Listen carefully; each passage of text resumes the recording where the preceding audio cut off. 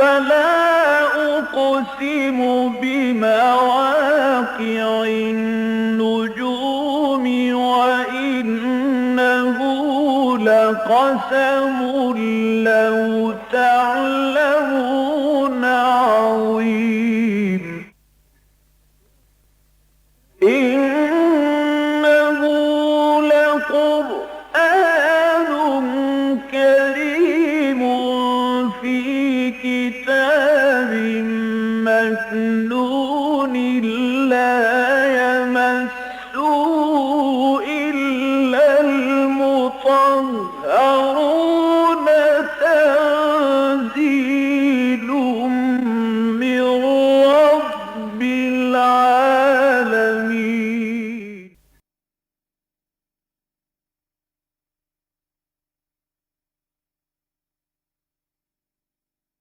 الحمد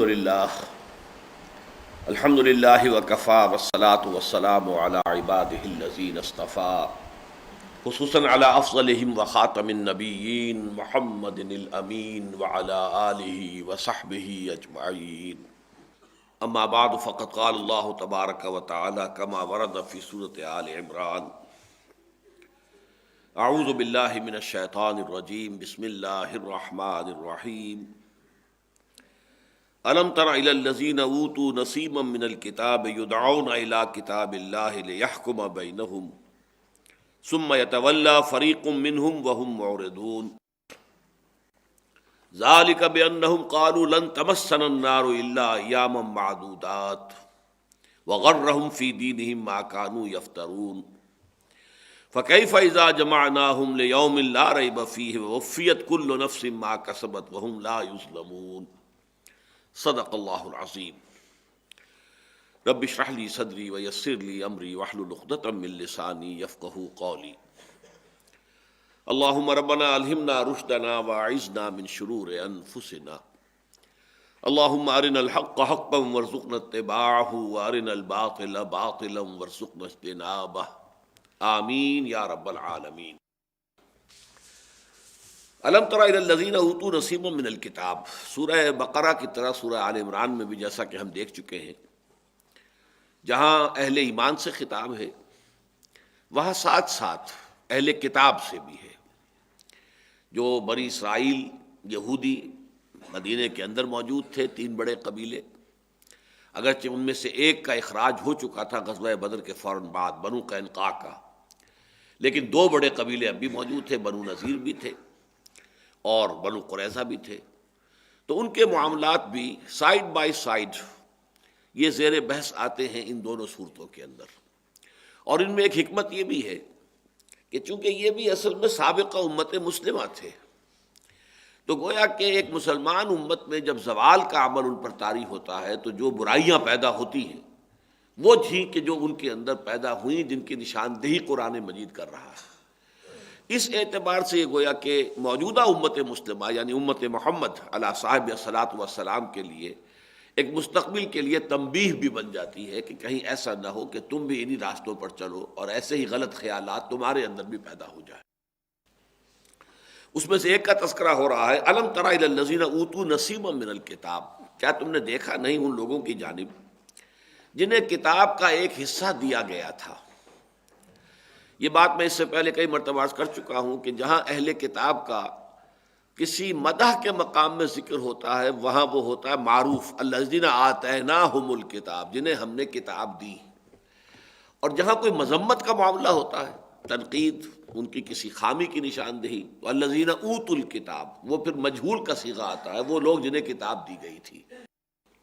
یہاں نصیبا من الکتاب کہا گیا تو یہ لفظ اس اعتبار سے بہت اہم ہے کہ 2 مفہوم ہے. ایک تو یہ ہے کہ در حقیقت یہ الکتاب ایک ہی حقیقت ہے کہ جو ابتدا سے انتہا تک اس کے مختلف ایڈیشنز ہیں جو آتے رہے ہیں، اس کا فائنل کمپلیٹ ایڈیشن قرآن مجید ہے.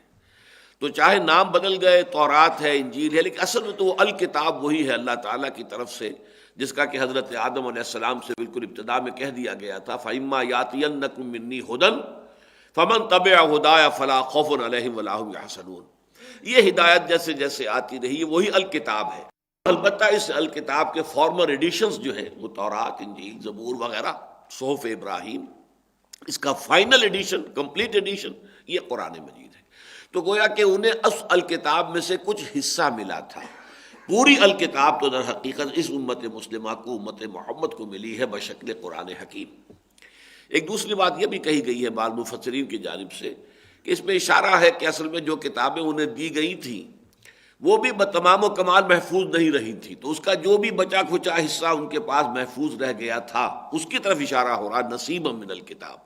انہیں پوری کتاب تو نہیں ملی، اس لیے کہ ہمیں معلوم ہے کہ 587 قبل مسیح، حضرت عیسیٰ سے بھی 600 برس قبل، یعنی حضور کی بعثت سے 1200 سال قبل تورات دنیا سے غائب ہو چکی تھی۔ نبوکدنضر نے جب حملہ کیا یروشلم پر، اور جو حضرت سلیمان کا بنایا ہوا معبد تھا ہیکل سلیمانی، اسے مسمار کیا ہے، تو اس کے بعد سے دنیا میں وہ اصل تورات کبھی نہیں رہی۔ البتہ یہ کہ کوئی 100-150 برس کے بعد پھر یادداشت سے زبانی جو بھی لوگوں کو کچھ یاد تھا اسے جمع کر کے تو یہ تورات جو ہے پھر مرتب کی گئی ہے۔ بہرحال یہ دونوں مفہوم اس کے ہو سکتے ہیں۔ الم تر الی الذین اوتوا نصیبا من الکتاب یدعون الی کتاب اللہ، جب انہیں پکارا جاتا ہے، بلایا جاتا ہے، دعوت دی جاتی ہے اللہ کی کتاب کی طرف، لیحکم بینہم، تاکہ وہ ان کے مابین فیصلہ کرے، ثم تولی فریق منہم، ثم یتولی فریق منہم، لیکن اس کے باوجود ان میں سے ایک گروہ جو ہے اس سے روگردانی کرتا ہے، وہم معرضون، اور اس سے اعراض کی روش اختیار کرتا ہے۔ اب یہاں بھی جو یدعون الی کتاب اللہ جو ہے اس کے دو مفہوم لیے گئے ہیں۔ میرے نزدیک تو یہ مفہوم ہے کہ خود ان کی اپنی کتاب کی طرف بھی جب انہیں پکارا جاتا ہے کہ آؤ اس کتاب کے مطابق فیصلہ کر لو جو تمہارے پاس ہے، اس سے بھی روگردانی کرتے ہیں۔ اس کا ایک بہت اہم واقعہ بھی پیش آیا تھا کہ خیبر کے ایک بہت اونچے گھرانے کے افراد نے جو ہے وہ زنا کا معاملہ کیا۔ اب ان کی کتاب کے روح سے تو ان کے اوپر رجم ہونی چاہیے تھا، اس لیے کہ وہ شادی شدہ تھے دونوں، مرد بھی اور عورت بھی، لیکن یہ ہے کہ چونکہ بہت اونچے گھرانے سے تعلق تھا لہٰذا وہ اب آئیں بائیں شائیں کرنے لگے، اور بالآخر انہوں نے سوچا کہ حضور صلی اللہ علیہ وسلم کا امتحان اس میں لے لیا جائے کہ دیکھیں یہ نبی ہے بھی کہ نہیں ہے، انہیں معلوم بھی ہے کچھ کہ نہیں ہے۔ مقدمہ خیبر سے لا کر اور حضور کی عدالت میں جو ہے اس کو دائر کر دیا گیا۔ تو حضور نے پوچھا کہ تمہاری کتاب میں اس کا کیا حکم ہے، تو پھر اس میں بھی انہوں نے گول مول کیا۔ پھر آپ نے فرمایا لاؤ کتاب۔ وہ کتاب جب منگائی گئی، تورات کا جو بھی نسخہ ان کے پاس تھا، تو اس پہ بھی ایک شخص نے ہاتھ رکھ لیا اوپر رجم کی جو آیت تھی اس کے اوپر، تو حضور نے کہا ہاتھ ہٹاؤ، اور وہاں وہ آیت رجم درج تھی۔ حضور نے پھر اسی کے مطابق ان دونوں کو رجم کیا اور کہا کہ اللہ تیری کتاب کے مطابق میں نے اس کو تازہ کر دیا ہے، اس سزا کو، اس حد کو جو تو نے ان شادی شدہ زانی یا زانیہ کے لیے مقرر کی۔ تو ان کی اپنی کتاب جو ہے اس کی طرف بھی ان کو اگر بلایا جائے تو وہ اس سے اعراض کرتے ہیں۔ اور دوسرے یہ کہ اگر قرآن کی طرف بلایا جائے، الکتاب جو مکمل کتاب اب آ گئی ہے، تو ظاہر بات ہے کہ اس سے تو ان کا اعراض ہے ہی۔ یہ کس لیے ہے؟ اب اگلی آیت میں اس میں ان کی تشخیص کی جا رہی ہے کہ اتنی بڑی، یوں سمجھیے کہ ایک امت، ایک قوم یا افراد کے جو مدعی ہوں اللہ پر ایمان کے اور کتاب پر ایمان کے اور رسول پر ایمان کے، کیسے ممکن ہے کہ وہ یہ روش اختیار کریں کہ وہ اللہ کی کتاب کو اپنا حکم ماننے کے لیے تیار نہ ہو؟ کیسے ممکن ہے کہ وہ اعراض کرے اللہ کی کتاب کی شریعت سے؟ تو اس کا اب جواب دیا جا رہا ہے کہ کیوں ہو گیا، کیسے ہو گیا۔ ذالک بانہم قالوا لن تمسنا النار الا ایاما معدودات، یہ اس لیے ہوا کہ انہوں نے یہ کہا، یہ گھڑ لی بات، یہ من گھڑت، ان کی وشفل تھنکنگ جو ہے، ان کی امانی میں یہ شامل ہے کہ انہوں نے یہ کہا کہ ہمیں تو آگ نہیں چھو سکتی ہرگز مگر گنتی کے چند دن، ایام معدودات، 2-3 دن۔ معدودات کا لفظ سورہ بقرہ میں 2 دفعہ آ چکا ہے۔ رمضان کا بھی جو ابتدائی حکم تھا، کتب علیکم الصیام کما کتب علی الذین من قبلکم لعلکم تتقون ایام معدودات۔ پھر حج کے ضمن میں آیا کہ جب کہ منا میں قیام کا معاملہ ہے وہ 2 دن ہو یا 3 دن ہو، ایام معدودات، وہی لفظ یہاں آ رہا ہے۔ ان کے عقیدے میں یہ چیز شامل ہو گئی تھی کہ ہم تو ابراہیم کی اولاد ہیں، اسحاق کی نسل سے ہیں، یعقوب کی اولاد ہیں، نحن ابناء اللہ واحباؤہ، ہم تو اللہ کے بڑے چہیتے ہیں، اس کے بیٹوں کے مانند ہیں، بہت لاڈلے ہیں، ہمیں کیسے جہنم چھو سکتی ہے؟ ہاں، لوگوں کی آنکھوں میں دھول جھونکنے کی خاطر اللہ تعالیٰ جو ہے کوئی فراڈ ہی کرنا چاہے گا تو بہرحال باقی اپنی تمام مخلوق جو ہے اس کی آنکھوں میں کچھ نہ کچھ تو دھول جھونکنی ہوگی، تو ہمیں صرف ایسے ہی کھانا پوری کے لیے جہنم میں داخل کر دیں گے ہمارے بد اعمال ہوئے اگر، اس کے بعد ہمیں فوراً نکال لیا جائے گا، 2 دن 3 دن 4 دن 5 دن، یہ بس یہ 10 تک کا معاملہ ہوگا۔ معدودات جو ہے وہ جمع قلت کا یہ وزن ہے، اور یہ 10 سے کم پر ہوتا ہے۔ اتنے دنوں پر تو ہمارا ہو سکتا ہے، باقی اس کے علاوہ نہیں۔ اب ظاہر بات ہے کہ جب یہ عقیدہ کسی کے دل میں بیٹھ جائے تو پھر اسے حلال حرام کی تمیز کرنے کی ضرورت کیا ہے؟ کہیں مفاد اگر اس کا ہے، چاہے وہ حرام میں ہے، وہ تو مفاد کو ترجیح دے گا اور حرام کا ارتکاب کرے گا۔ خامخواہ کوئی فرض جو ہے اس کو ادا کرے اور اس میں تکلیفیں اٹھائے، مصائب جھیلے، بھوک برداشت کرے، مصیبت جو ہے اس کو برداشت کرے، کیوں؟ کائے کے لیے؟ اصل شے جو ہے انسان کو سیدھا رکھنے والی شے وہ ہے آخرت پر یقین اور ایمان کی بات۔ اگر آخرت کا یقین اور ایمان نہیں ہے تو بقیہ دونوں ایمانیات جو ہیں، ایمان باللہ جو ہے یہ بھی ذات و صفات کی ایک بحث بن کر رہ جائے گا۔ جس طرح علامہ اقبال نے کہا ہے کہ زندہ قوت تھی زمانے میں یہ توحید کبھی، اور اب کیا ہے فقط ایک مسئلہ علم کلام، وہ پھر مسئلہ علم کلام بن جائے گا، ہے صفات ذات حق، حق سے جدا یا عین ذات۔ اب یہ بحثیں ہوں گی، بس اور کچھ نہیں ہوگا۔ اسی طرح ایمان بالرسالت کا مطلب کیا ہوگا؟ عشق رسول، عشق رسول، رسول کی تعریف میں وضع میں زمین و آسمان کے قلابے ملا دو، رسول کو اللہ سے جا ملاؤ، اللہ سے بھی اونچا کر دو، لیکن یہ کہ عمل نظر نہیں آئے گا آپ کو، اتباع رسول نظر نہیں آئے گا جب تک کہ آخرت کا یقین نہ ہو۔ اصل شے جو فیصلہ کن ہے انسان کے عملی رویے اور روش کے معاملے میں، وہ ظاہر بات ہے کہ وہ ہے ایمان بالآخرہ۔ اگر یقین ہے کہ مرنے کے بعد جی اٹھنا ہے، حساب کتاب ہے، جزا و سزا ہے، دوزخ اور جنت جو ہے وہ حقائق ہیں، جیسے کہ وہ حضور کی جو رات کی ایک دعا ہوتی تھی تہجد کی دعاؤں میں سے، انت الحق ووعدک الحق وقولک حق ولقاؤک حق والجنت حق والنار حق والساعۃ حق ومحمد حق والنبیون حق والقرآن حق۔ اگر ان کی چیزوں ان حقائق پر اگر ایمان ہے، اور اس میں ظاہر بات ہے کہ بعث بعد الموت، جزا و سزا، حساب کتاب، جنت اور دوزخ، ان پر ایمان لازم ہے۔ جب کسی بھی بحث کسی بھی طریقے سے اگر یہ گرفت جو ہے ڈھیلی پڑ جائے، وہ چاہے شفاعت باطلہ کا تصور ہو، ہاں ہے تو صحیح، ریزریکشن بھی ہے، دوبارہ جی اٹھیں گے، لیکن ہمارے جو ہے وہ موجود ہیں سفارش کرنے والے، اور ان کا زور چلتا ہے، ان کی بات اللہ نہیں ٹال سکے گا، لہذا وہ تو ہمارے لیے کوئی ایسی خطرے والی بات نہیں ہے۔ تو شفاعت باطلہ کا تصور آ جائے، یا کوئی اور تصور موجود ہو، خود اپنے بارے میں احساس ہو، نحن ابناء اللہ واحباؤہ، ہم تو اللہ کے بیٹوں کے مانند ہیں، بڑے چہیتے ہیں، اس سے بھی یہ باطل ہو جائے گا۔ اب آپ غور کیجئے، بعین ہی یہ شے مسلمانوں میں آ چکی ہے، اور اس میں ذرا باریک سا فرق ہے، اس فرق کو اگر ملحوظ نہ رکھا جائے تو بہت بڑی گمراہی ہے۔ وہ فرق کیا ہے؟ یہ عقیدہ صحیح ہے کہ جس شخص کے دل میں ایمان ہوگا، دل میں ایمان، چاہے وہ کمزور ہو، اگر کمزور ایمان ہے تو ظاہر بات ہے کہ نتیجہ یہ نکلے گا کہ کچھ اچھے کام بھی کرے گا، برے بھی کرے گا۔ وآخرون خلطوا عملا صالحا وآخر سیئا، یہ سورہ توبہ کے اندر ہے۔ تو اس کے مخلوط اعمال ہوں گے، اچھے بھی برے بھی، اس لیے کہ ایمان کمزور ہے۔ اس حساب سے تو یقین یہ ہوگا کہ پھر قیامت کے دن حساب کتاب ایسے لوگوں کا ہو جائے گا جن کے دل میں ایمان ہے، جن کے دل میں ایمان ہے، ان کے معاملات جو ہیں اعمال تولے جائیں گے۔ جن کے دل میں ایمان ہی نہیں ہے ان کے کسی اعمال کے تولنے کا سوال ہی پیدا نہیں ہوتا، لیکن جن کے دل میں ایمان ہے ان کے اعمال تولے جائیں گے۔ اگر اعمال برے، سیئات جو ہیں وہ زیادہ بھاری ہیں تو جہنم میں ڈال دیا جائے گا، لیکن اپنے اعمال بد کے بقدر سزا پانے کے بعد وہ جنت سے نکال لیے جائیں گے جہنم سے، اور جنت میں داخل کر دیے جائیں گے۔ یہ عقیدہ تو ہے صحیح، لیکن یہاں مغالطہ کس بات سے ہوتا ہے کہ ہم سمجھتے ہیں ہر مسلمان صاحب ایمان ہے۔ یہ بہت بڑا مغالطہ ہے۔ مسلمان ہونا شے دیگر ہے اور صاحب ایمان ہونا بالکل دوسری شے ہے، زمین و آسمان کا فرق ہے۔ قرآن مجید میں اگر وہ آیت نہ ہوتی سورہ حجرات کی آیت نمبر 14 تو شاید میری یہ بات لوگوں کے لیے ناقابل قبول ہوتی آخری درجے میں، لیکن وہ تو اللہ کا شکر ہے کہ سورہ حجرات کی آیت نمبر 14 موجود ہے، جس میں کہ یہ بات واضح ہو جاتی ہے کہ ایسی شکل ممکن ہے کہ ایک شخص مسلمان ہو، منافق بھی نہ ہو لیکن مومن بھی نہ ہو۔ قالت الاعراب آمنا قل لم تؤمنوا ولكن قولوا اسلمنا ولما يدخل الايمان في قلوبكم۔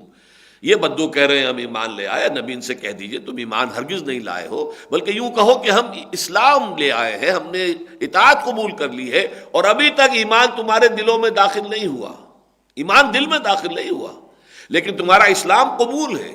وَإِن تُطِيعُوا اللَّهَ وَرَسُولَهُ لَا يَلِدْكُم مِّنْ أَعْمَالِكُمْ شَيْئًا، اگر تم اللہ اور اس کے رسول کی اطاعت کرتے رہو گے تو تمہارے اعمال کے اجر و ثواب میں کوئی کمی نہیں ہوگی۔ گویا کہ یہ بھی ایک حیثیت ہے کہ دل میں نہ ایمان ہے نہ نفاق ہے، لیکن عمل میں اسلام ہے۔ یہ ہیں وہ لوگ جو در حقیقت ہم اس وقت دنیا کے اندر، پھر میں وہی لفظ استعمال کر رہا ہوں کہ جو میں نے پچھلے اتوار کو بھی استعمال کیا بار بار، کہ 99.9 ریکرنٹ مسلمان جو ہے اس وقت پرسنٹ، وہ اس کیٹیگری سے متعلق ہے کہ دلوں میں ایمان نہیں ہے۔ البتہ یہ کہ روایات ہیں، اپنی اسلاف کی روایات ہیں، اپنے جو آباء و اجداد سے جو چیزیں سیکھی ہیں اس کے مطابق ایک کلچر ہے، ہماری ایک تہذیب ہے، اس تہذیب کے کچھ اجزاء ہیں، اس کے اعتبار سے وہ مذہب کی پیروی کر رہے ہیں۔ ایسے لوگوں کا معاملہ بہرحال منافق وہ نہیں ہے۔ منافق صرف وہ ہوتا ہے ہمارے معاشرے میں جو کسی دین کی احیائی تحریک سے وابستہ ہو جائے، جد و جہد کرے، محنت کرے، پھر کسی امتحان کے موقع پر پسپائی اختیار کر لے، یا سم و طاعت کی گرانی کی وجہ سے پسپائی اختیار کر لے، وہ منافق ہوگا۔ عام مسلمان منافق نہیں ہیں، وہ ہے اس کیٹیگری میں آئیں گے کہ قالت الاعراب آمنا قل لم یؤمنوا قل لم تؤمنوا ولکن قولوا اسلمنا ولما يدخل الايمان في قلوبكم۔ ان کا معاملہ یہ ہے، لیکن ہم نے یہ سمجھ لیا جو مسلمان ہے وہ یقیناً نکل آئے گا، یہ بات صحیح نہیں۔ ہر مسلمان کا صاحب ایمان ہونا لازم نہیں ہے۔ ہاں ایمان اگر ہوگا، قلبی ایمان، دلی یقین والا ایمان، تو چاہے وہ تھوڑا بھی ہو، لیکن اس پر بھی یہ کہ یہ نتیجہ مترتب ہو جائے گا کہ وہ اگر اعمال بد اس کے زیادہ ہیں تو ان کے بقدر سزا پا کر وہ جہنم سے نکال لیا جائے گا۔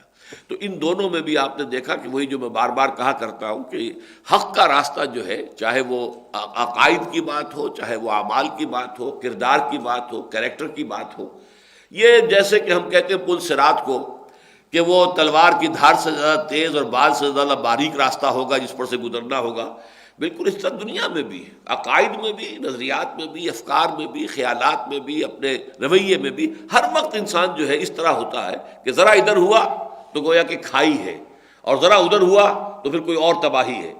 بیچ میں چلنا جو ہے درمیان میں اہدنا الصراط المستقیم، اس کی اہمیت اس سے واضح ہوتی ہے کہ ہر رکعت میں ہمیں یہ تلقین کی گئی ہے کہ اللہ سے یہ دعا کرتے رہا کرو، اہدنا الصراط المستقیم، پروردگار ہمارا کوئی قدم بھی دائیں بائیں نہ ہو جائے، ادھر یا ادھر نہ ہو جائے، کوئی افراط و تفریط میں ہم مبتلا نہ ہو جائے۔ تو یہ افراط و تفریط ہے اس معاملے کے اندر۔ لوگ بات سمجھتے ہیں کہ نہیں، سرے سے یہ بات ہی غلط ہے، جہنم میں داخل ہونے کے بعد نکلنے کا کوئی سوال ہی نہیں، یہ بھی غلط ہے۔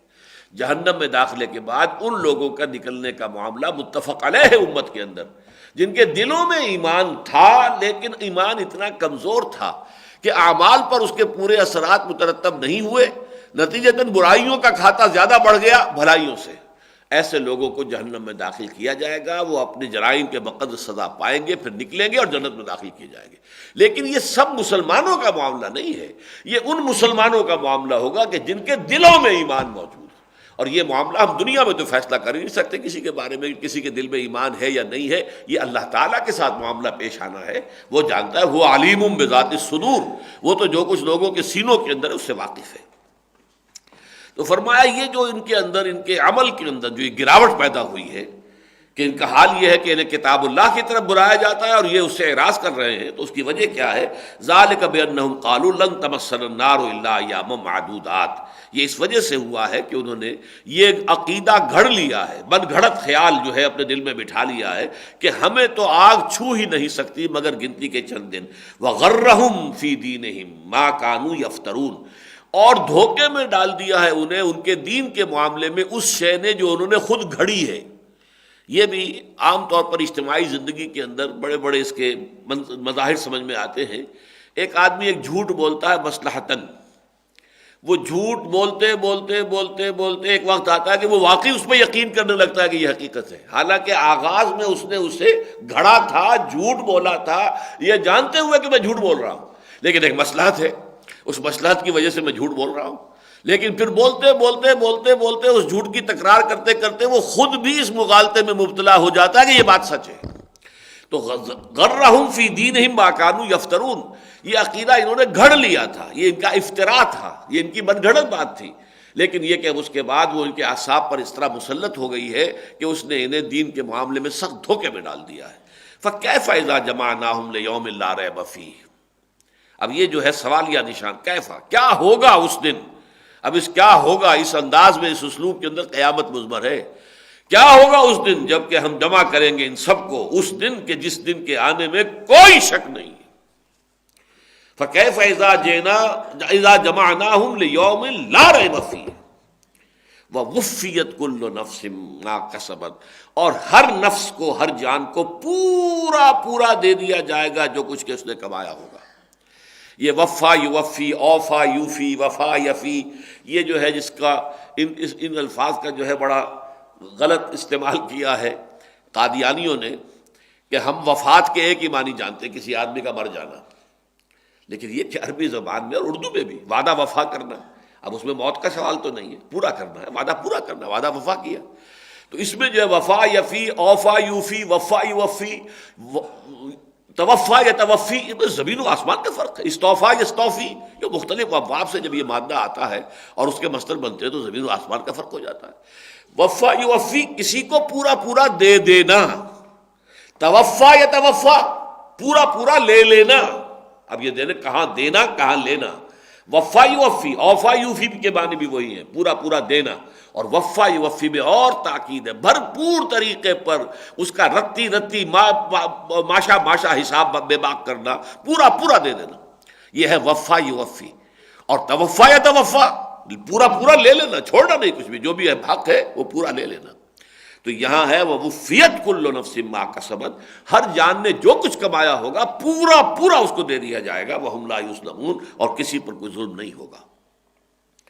قُلِ اللَّهُمَّ مَالِكَ الْمُلْكِ، یہ اس سورہ مبارکہ میں یہ مقامات دعا کے جو ہیں، اور جس طرح سے تلقین آ رہی ہے شروع سے ہم دیکھ رہے ہیں، پہلے رکوع میں بھی تھی، اس کے بعد پھر آئی، اب پھر تیسری مرتبہ یہ انداز ہے، قل اللہم مالک الملک۔ اس میں جو ایک تفویض الامر الی اللہ کی کیفیت آتی ہے کہ اس کائنات میں جو کچھ ہو رہا ہے وہ اللہ کے اذن سے، اس کے حکم سے، اس کی مشیت سے، اس کی ایک تدبیر ہے۔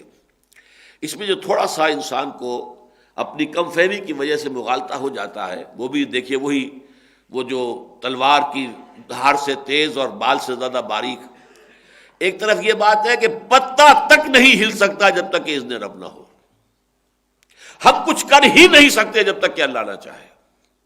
دوسری طرف یہ کہ ہم مختار ہیں، ہمیں اختیار ہے، ہمیں چوائس دیا گیا ہے، اسی لیے ہم اللہ کے ہاں مکلف ہیں، جواب دہ ہیں، مسئول ہیں، اکاؤنٹیبل ہیں۔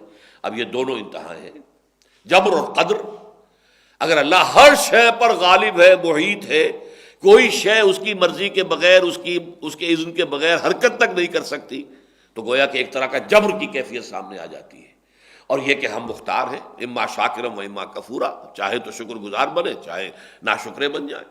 فمن شاء فلیؤمن ومن شاء فلیکفر، جو چاہے وہ ایمان لے آئے، جو چاہے کفر کرے، اب ہمارا اختیار ہے۔ تو جبر و قدر کی پوری بحث اس میں بھی یہ ہے کہ در حقیقت اللہ کی وہ عظمت اتنی ہے، وہ اپنی تدبیر امر کر رہا ہے، لیکن اس کے نیچے تمہارا جو ہے معاملہ، آٹونومی تمہاری بھی موجود ہے۔ تم جو کچھ کرتے ہو اپنی مرضی سے کرتے ہو، اپنے اختیار کو استعمال کرتے ہوئے کرتے ہو، لیکن اللہ اس کو اپنی جو بڑی سکیم ہے اس کے اندر ایسا فٹ کرتا ہے کہ معلوم ہوتا ہے کہ گویا کہ یہ اس کے حکم سے ہوا ہے، یہ اس کی مشیت کے تحت ہوا ہے، اور اس سے اللہ تعالیٰ کی کوئی بہت بڑی حکمت پوری ہو گئی ہے۔ اگرچہ وہ کام آپ نے کیا ہے، آپ کا اپنا ارادہ تھا، چوائس آپ کا تھا، جس کے لیے آپ اللہ تعالیٰ کے ہاں جواب دہ ہیں، چاہے آپ کو بدلہ ملے گا اور چاہے آپ کو سزا ملے گی، اس لیے کہ اس کے لیے ارادہ آپ کا تھا، لیکن یہ کہ اللہ تعالیٰ اسے فٹ کر لیتا ہے اپنی وہ جو بالا تر ایک سکیم ہے، یدبر الامر من السماء الی الارض، وہ جو تدبیر امر ہو رہی ہے آسمان سے زمین کی طرف، اس پوری کائناتی کاسمولوجیکل جو یہ کنگڈم ہے اللہ کی، دائی کنگڈم کم، اس میں جو بھی ہو رہا ہے تو وہ ساری چیزیں تدبیر خداوندی میں، واللہ غالب علی امرہ ولکن اکثر الناس لا یعلمون۔ اب ظاہر بات ہے کہ حضرت یوسف کے بھائیوں نے تو انہیں جو ہے وہ اندھے کنویں میں جھونک دیا تھا، اور سمجھتے تھے کہ مر جائے گا یا کوئی لے جائے گا اٹھا کر تو کہیں بس ہماری سر سے یہ مصیبت ٹل جائے گی. اللہ نے اسی کو ذریعہ بنا دیا، مصر پہنچا دیا، ایک بڑے اونچے محل میں پہنچا دیا، پھر یہ کہ وہاں کے ایک بہت بڑے منصب پر پہنچا دیا. تو اللہ تعالیٰ کی اپنی تدبیر ہے. کرنے والوں نے جو کچھ کیا تھا وہ اس کے مسئول ہیں، وہ اس کے ذمہ دار ہیں، لیکن اللہ کی تدبیر میں وہی شے فٹ بیٹھ گئی ہے اور اس نے جو اس میں اپنا جو بھی اس کا ارادہ تھا اس نے پورا کر لیا. یہ کیفیت جو ہے ان دو آیات کے اندر جو ہے اصل اس کا ایسنس ہے. قل اللہم مالک الملک، کہو اے اللہ جو تمام ملک کا مالک ہے، کائنات ارضی و سماوی کل کی کل اس کا مالک تو ہے. مالک بھی ہے، ملک بھی ہے. اور مالک اور ملک عربی زبان کے اعتبار سے ایک ہی لفظ ہے. مالک یوم الدین بھی ہے، مالک یوم الدین بھی ہے. اسی لیے میم لام کاف لکھیں گے سورہ فاتحہ جب بھی آپ لکھیں گے تو تیسری آیت جو مالک یوم الدین لکھیں گے، میم الف لام کاف نہیں لکھیں گے، غلط ہو جائے گا. میم کھڑا زبر لام کاف، لکھنے میں میم اور لام اور کاف آئے گا. پڑھنے میں اگر کھڑا زبر ہے تو مالک ہو گیا، اور اگر پڑا زبر ہے تو ملک ہو گیا. مالک یوم الدین، ملک یوم الدین. تو قل اللہم مالک الملک تؤتی الملک من تشاء، تو دیتا ہے حکومت جس کو چاہے، تیرا اختیار ہوتا ہے.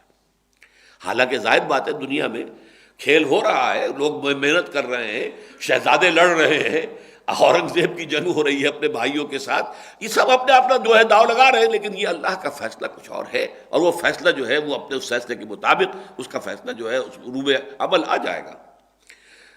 تؤتی الملک من تشاء وتنزع الملک ممن تشاء، جس سے چاہتا ہے تو حکومت چھین لیتا ہے، سلب کر لیتا ہے. وتعز من تشاء وتذل من تشاء، اور جسے تو چاہتا ہے عزت دیتا ہے، اور جسے تو چاہتا ہے اسے کمزور اور ذلیل کر دیتا ہے. بیدک الخیر.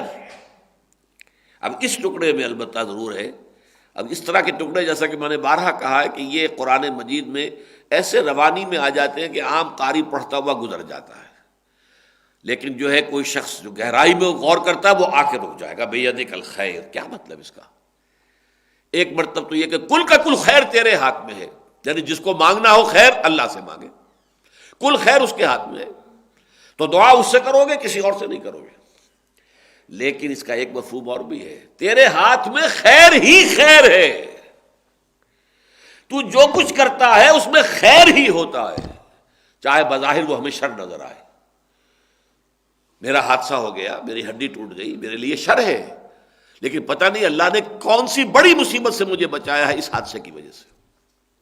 وہ جو معاملہ سورہ کہف میں آتا ہے کہ وہ بیچارے غریب جو کام کرتے تھے اور اپنی کشتی میں سواریاں ادھر سے ادھر لے گئے، 2 پیسے فی پھیرا کرایہ لے رہے تھے، اپنی روزی کما رہے تھے، تو وہ آپ کو معلوم ہے کہ حضرت خضر نے ان کی ایک تختہ توڑ دیا.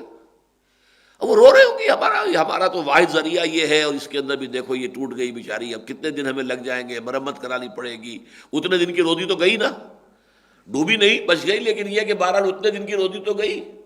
لیکن انہیں نہیں پتا تھا کہ در حقیقت یہ پوری کشتی جا رہی تھی آگے. ایک بادشاہ تھا جو غصب کر رہا تھا، ہر صحیح کشتی کو وہ ضبط کر رہا تھا، وہ بچ گئی کہ یہ تو ٹوٹی ہوئی جانے دو اس کو. پوری کشتی بچ گئی بھائی تمہارے لیے، تو یہ تمہارے لیے خیر تھا کہ شر؟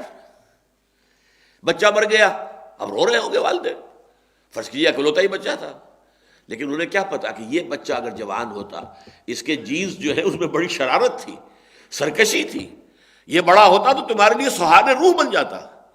تو اللہ نے یہ چاہا کہ اس کو واپس لے لیا جائے، تمہیں بچایا ہے اس کے ظلم سے، اس کی طرف سے جو تمہارے اوپر آنے والی تھی سختیاں، اس سے تمہیں بچا لیا ہے. تم رو رہے ہو اس لیے کہ تمہیں تو معلوم نہیں ہے، تم تو ظاہر کو دیکھ رہے ہو. آسان تحبوا شیئا وہو شر لکم وآسان تکرہوا شیئا وہو خیر لکم.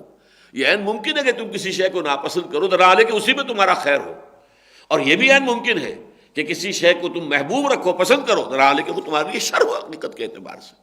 تو یہاں در حقیقت بیدک الخیر، اللہ کے ہاتھ میں خیر ہی خیر ہے کہ ہر چے ساقی ماریخت عین الطاف است.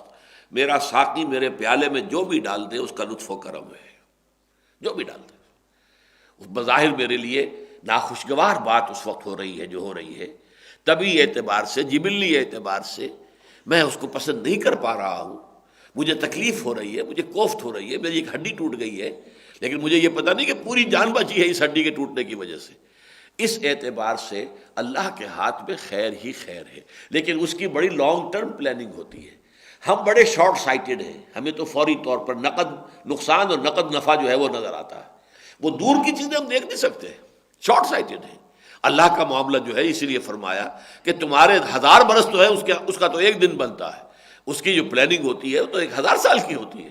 تم اپنے دنوں کے حساب سے جو ہے کہ وہ گنتی کرتے ہو، اپنی گنتی کر رہے ہو۔ وہ جو اقبال نے کہا ہے کہ دانہ دانہ شمار کرتا ہوں، یہ رات اور دن کے 2 دانے جو تسبیح کے اندر جو ہے گرتے ہیں تو اس سے پھر میرا حساب ہوتا ہے، اللہ کا حساب اور ہے۔ قل اللہم مالک الملک تؤتی الملک من تشاء وتنزع الملک ممن تشاء وتعز من تشاء وتذل من تشاء بیدک الخیر انک علی کل شیء قدیر، یقیناً تو ہر چیز پر قادر ہے۔ یہ میں نے بارہا عرض کیا ہے کہ ہمارے پاس کل کے لفظ کی ایک پناہ گاہ ہے۔ اللہ قادر ہے، کتنا قادر ہے کیا میں اندازہ کر سکتا ہوں؟ میرا تصور کیا ہوگا قدرت کا، کتنی طاقت کا میں تصور کر سکتا ہوں؟ بہت محدود میرا تصور۔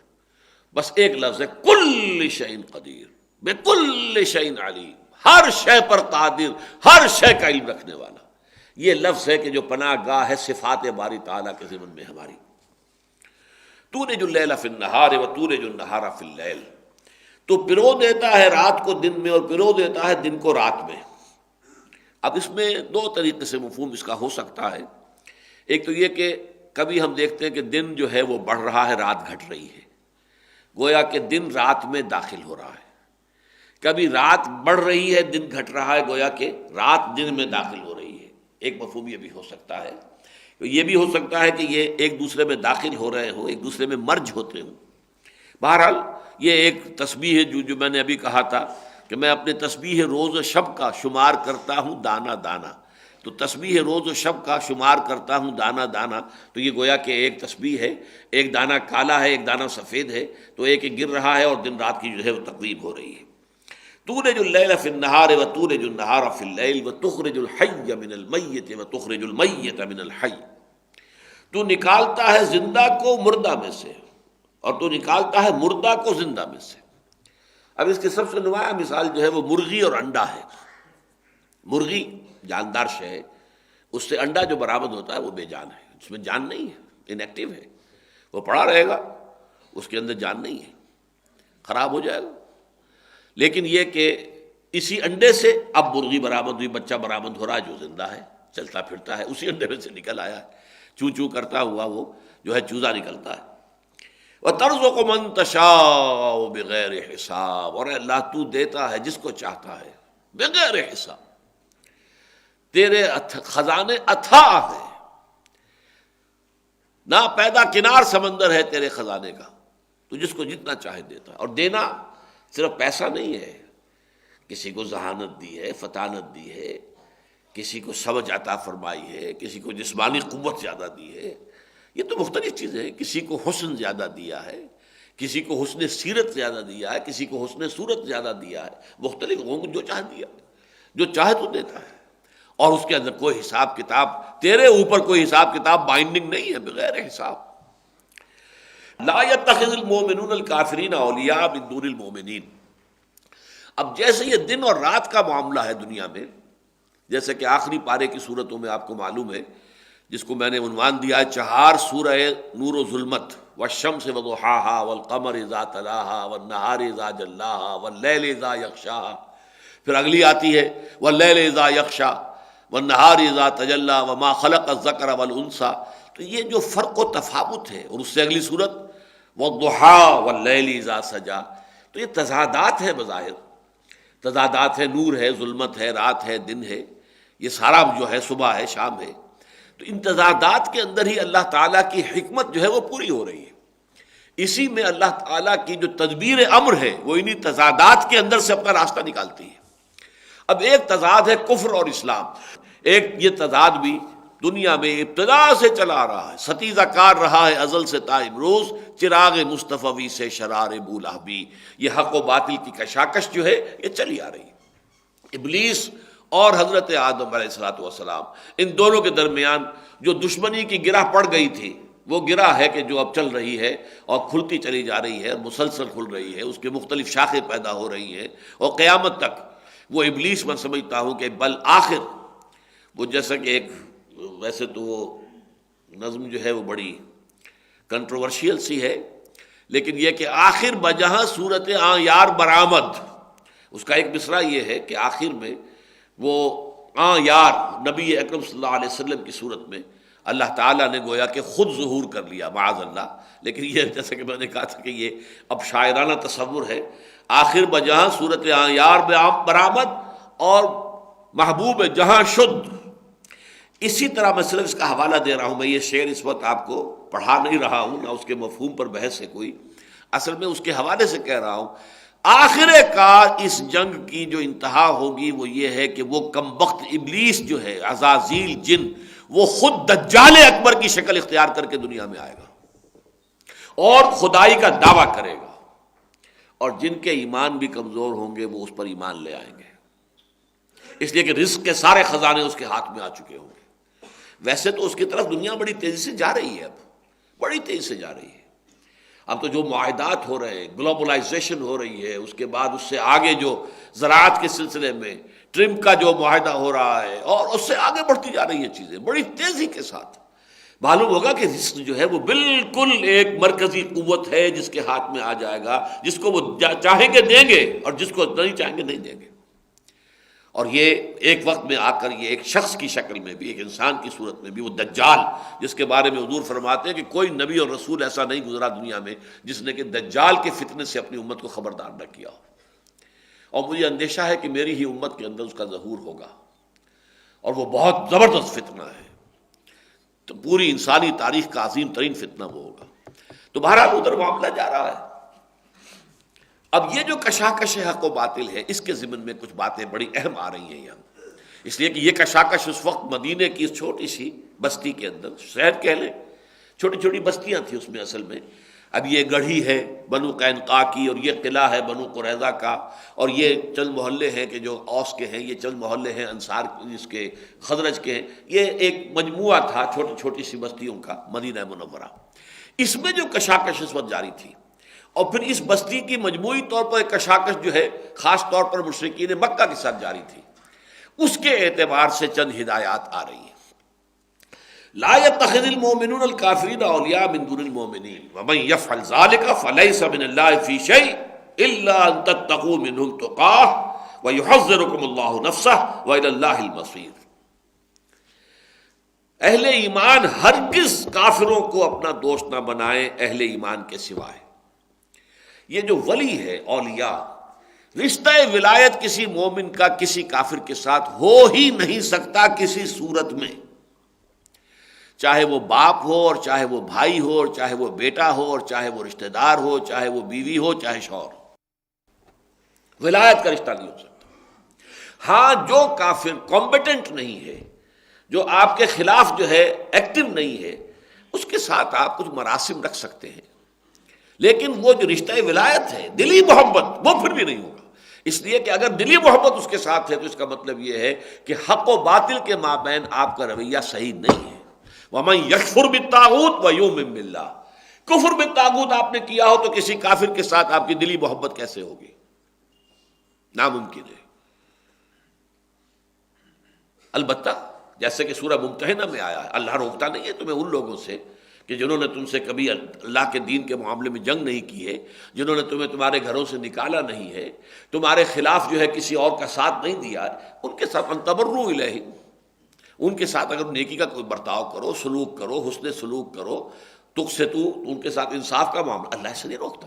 وہاں بھی ولایت نہیں، دوستی نہیں، محبت نہیں، یہ جو ایک دوسرے کے اوپر کچھ انحصار کرنا ہے، ایک دوسرے سے امیدیں رکھنی ہے، ایک دوسرے سے امداد کی توقع رکھنی ہے، ایک دوسرے سے محبت رکھنی، یہ سوائے اہل ایمان کے کسی صاحب ایمان کے لیے اس کا دائرہ وسیع کرنا ممکن نہیں۔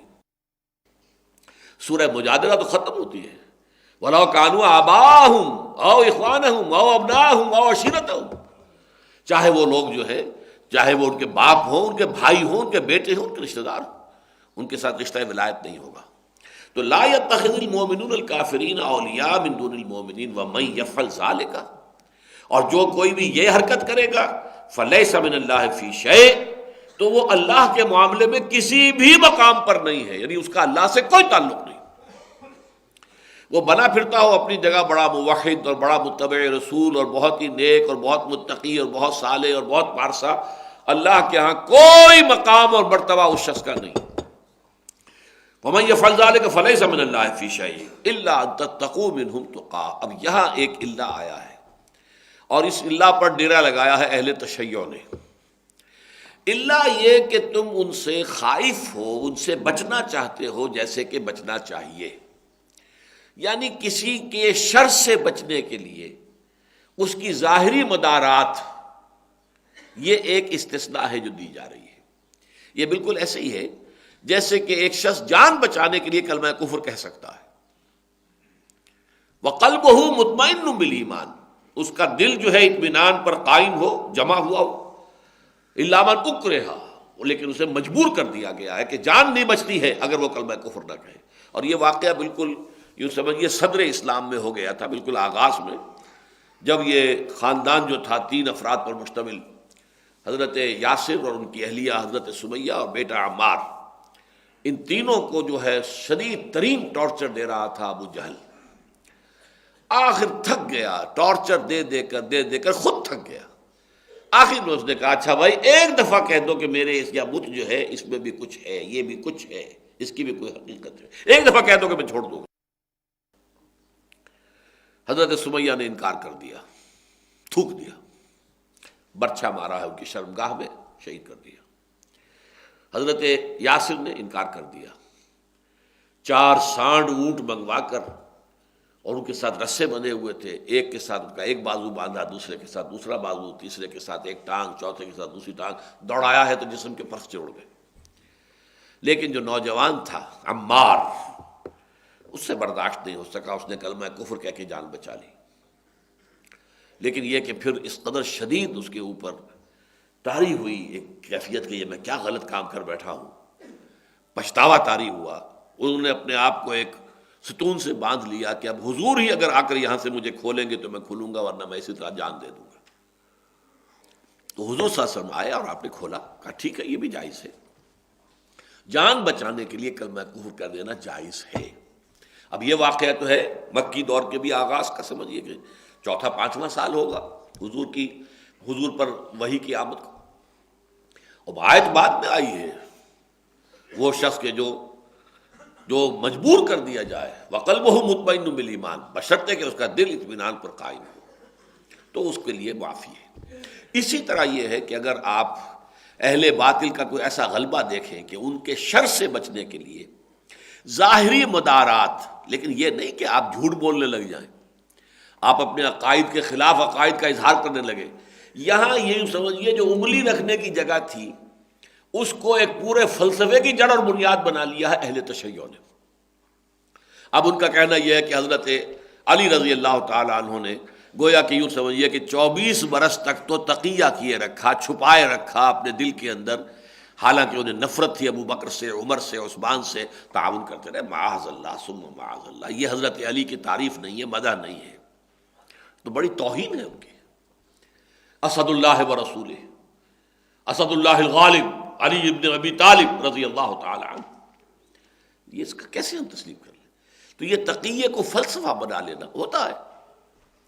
قرآن مجید نے ایسی جگہ بھی رکھی ہے، اور یہ اس کا ایک یوں سمجھیے کہ مستقل اسلوب ہے کہ ایسے مواقع بھی ہیں کہ جہاں غلط لوگوں کو بھی کچھ غذا مل سکتی ہو، کہ اگر ان کے اندر دلوں میں کجی ہے تو اس کی وجہ سے وہ اس کجی کو جو ہے اور اس کو تقویت حاصل ہو جائے۔ اسی لیے سورہ بقرہ کے 3 رکوع میں کہہ دیا گیا تھا یضل بہ کثیرا ویہدی بہ کثیرا، اللہ تعالیٰ اسی قرآن کے ذریعے سے بہتوں کو گمراہ کرتا ہے اور اسی کے ذریعے سے بہتوں کو ہدایت دیتا۔ تو ایسی چیزیں اللہ نے رکھی ہوئی ہیں کہ جس سے گویا کہ وہ جس کو ہم کہتے ہیں آئونائز ہو جائے پورا، یہ آئن پازیٹیو ادھر چلے جائے، نیگیٹو ادھر چلے جائے۔ یہ پولرائزیشن جو ہے اس کا ہونا، اس کے لیے ظاہر بات ہے کہ 2 پولز ہونے ضروری ہیں، نیگیٹو اینڈ پازیٹیو پولز ہوں گے تو ان کی طرف جو ہے وہ پازیٹیو اور نیگیٹو آئنس جائیں گے۔ اس حوالے سے یہ آیت جو ہے اس کا بہت غلط استعمال ہے کہ جو کیا گیا ہے۔ البتہ یہ ضرور ہے کہ ظاہری مدارات کی حد تک کسی شخص کے ساتھ اچھا برتاؤ کر لینا اس کے شر سے اپنے آپ کو محفوظ رکھنے کے لیے کسی وقتی اور عارضی سی کیفیت کے اندر اس کا جواز ہے، جیسے کہ اس سے کہیں آگے بڑھ کر زبان سے کلمہ کفر ادا کر کے بھی اگر جان بچانے کے لیے وہ مجبوری ہو گئی ہو تو وہ جائز ہے۔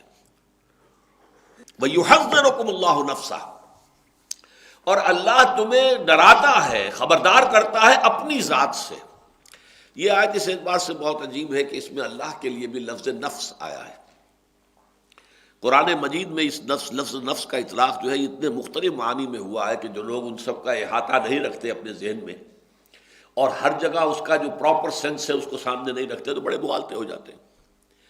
ایک تو نفس امارہ ہے، ان النفس لامارۃ بالسوء، محدود ترین معنی میں یہ نفس کا لفظ استعمال ہوتا ہے حیوانی تقاضے، حیوانی داعیات، انسٹنکٹس، یہ جو اینیمل انسٹنکٹس ہیں ہمارے اندر، اس کے اعتبار سے ان النفس لامارۃ بالسوء، یقیناً یہ نفس جو ہے یہ برائی ہی کا حکم دیتا ہے۔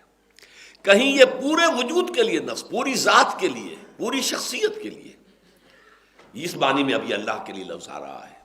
وَيُحَذِّرُكُمُ اللَّهُ نَفْسَهُ، اس لیے کہ ایک بہت اہم موقع پر اس آیت کے حوالے سے پھر شکست دی تھی ایک عالم حقانی نے ایک سرکاری مولوی کو، جس زمانے میں کہ یہ بنو عباس کے دور میں خلق قرآن کا فتنہ کھڑا ہوا، قرآن بھی مخلوق ہے اور جو ہے خلیفہ وقت جو ہے وہ بھی اس کا قائل ہو گیا، اب وہ جبر اس کو نافذ کر رہا تھا۔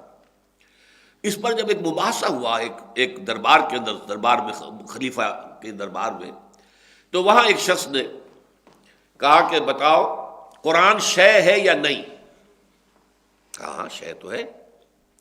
تو قرآن تو کہتا ہے اللہ خالق کل شے، اللہ ہر شے کا خالق ہے، تو پھر قرآن بھی مخلوق ہو گیا۔ اب دیکھیے یہ منطقی اعتبار سے چپ کرا دینے والی بات تھی، لیکن اسی وقت اللہ نے سجھا دیا۔ ان کا اچھا اگر یہ بات ہے تو بتاؤ اللہ کا نفس ہے کہ نہیں؟ یحذرکم اللہ نفسہ، جی ہاں ہے، مان لیا۔ کل نفس ذائقۃ الموت، ہر نفس کو موت کا مزہ چکھنا ہے، اس کا مطلب اللہ کو موت آ جائے گی؟ چپ ہو گئے۔ یعنی ہماری زبان کی ایسی محدودیتیں ہیں، الفاظ کا استعمال ہوتا ہے مختلف مفاہیم کے اندر، اگر لفظی بحث میں آپ پڑ جائیں تو اللہ تعالیٰ کے لیے نفس ہے تو کل نفس ذائقۃ الموت بھی ہے، پھر تو گویا کہ موت کا مزہ اللہ کو بھی چکھنا ہوگا، معاذ اللہ ثم معاذ اللہ۔